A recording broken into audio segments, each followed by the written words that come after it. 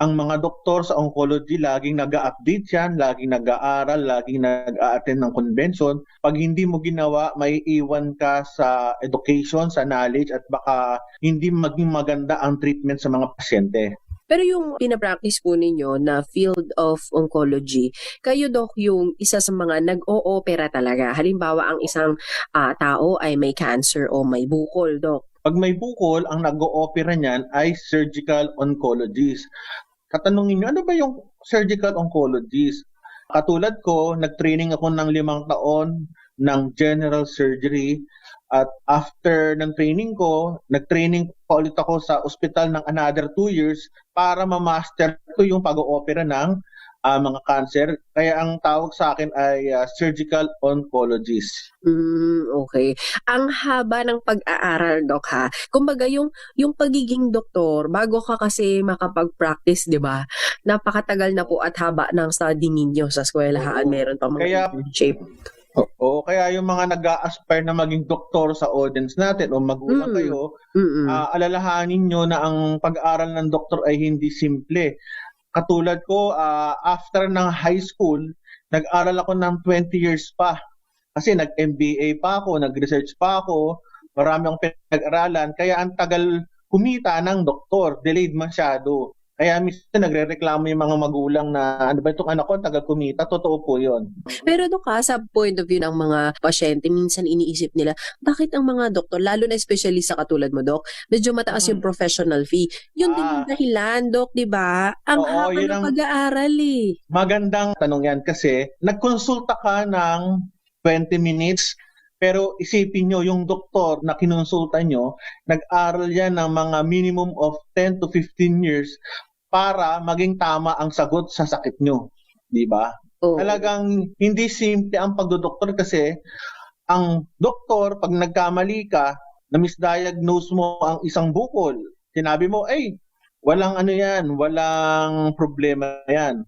Pero throughout experience ng doktor, alam naman niya na may suspicious doon sa bukol. Kaya through experience yan, through pag-aaral, kaya ang professional fee ng doktor ay mahal. Pero ganito ang doktor ho ay may mabubuting puso yan. Kung kulang yung pera nyo, magsabi lang kayo, wala namang problema yan sa doktor, mababait naman ang doktor. Lalo na Doc, yung sinasabi nila na na mga indigent patients. Actually, may mga ospital at may mga clinics na mga doktor na nag-o-offer talaga na kung indigent ka o walang kakayahan, gagamutin ka pa rin eh.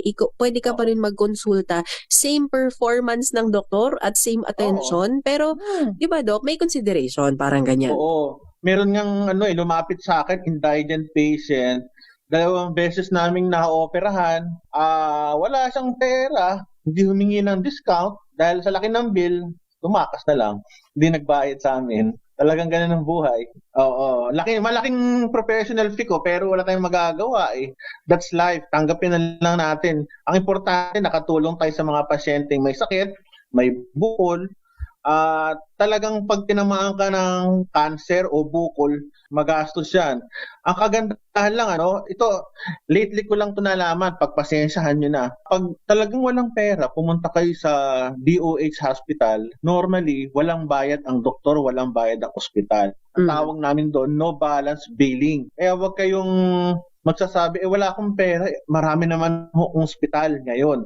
Medyo magpapasensya lang kayo kung meron kayong bukol na papatingnan kasi siyempre mahaba ang pila at may mga COVID patients na tinitingnan din ng doktor, baka hindi kayo masyadong maasikaso. Yung mga DOH hospitals, Doc, na binabanggit mo, ito yung mostly mga government, pero malalaking ospital ito. Oo, po ng DOH. isang example niya, Amang Rodriguez, ako ang training officer dyan. Ako kasi lumaki ako sa private hospitals.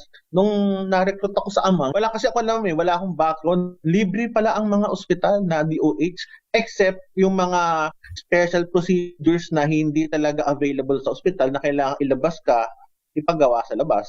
Ganoon.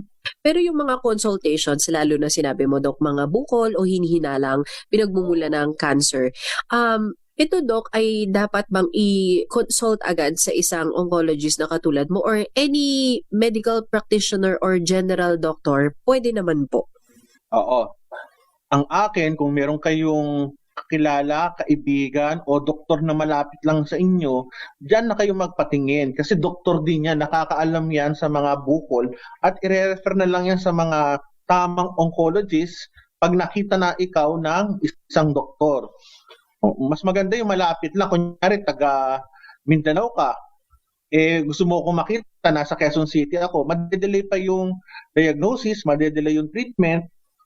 Maraming doktor na nagkalat na magagaling sa iba't ibang parte ng Pilipinas, kaya huwag kayong matakot sa mga expenses dahil marami naman pong libre na ospital. Pagdating Dok doon sa bukol na ating pinag-uusapan, siguro maganda rin no, sa ating pagbabalik, i-define natin kung ano yung bukol na normal lang at kusang mawawala versus doon sa bukol na medyo naghihinala ang doktor. Yan ang sinabi ni Doc kanina bilang oncologist. No? Doc, halimbawa meron po silang katanungan bago tayo mag-break. I-air lang natin, Doc, yung iyong hotline number kung meron kang public cellphone number o kaya, Doc, yung iyong messenger kung pwede ba silang mag-message. Oo. Hanapin nyo lang ako sa Facebook Messenger, Roel Tolentino, Search Onco Business Coach. Hanapin nyo lang yung ROEL Tolentino. So may buntot yan na mahaba. Search Onco Business Coach, SURGO. Yun, tuloy-tuloy na yan. At si Doc ay makakasama po natin sa ating pagbabalik. Ang discussion natin tungkol sa bukol, kaya kung may mga tanong kayo, pwede pong i-PM kay Doc o kaya po sa aking Facebook page, Cheska San Diego Bobadilla. Babalikan po natin si Dr. Roel Tolentino at ang ating topic matapos lamang ang ilang paalala. Ang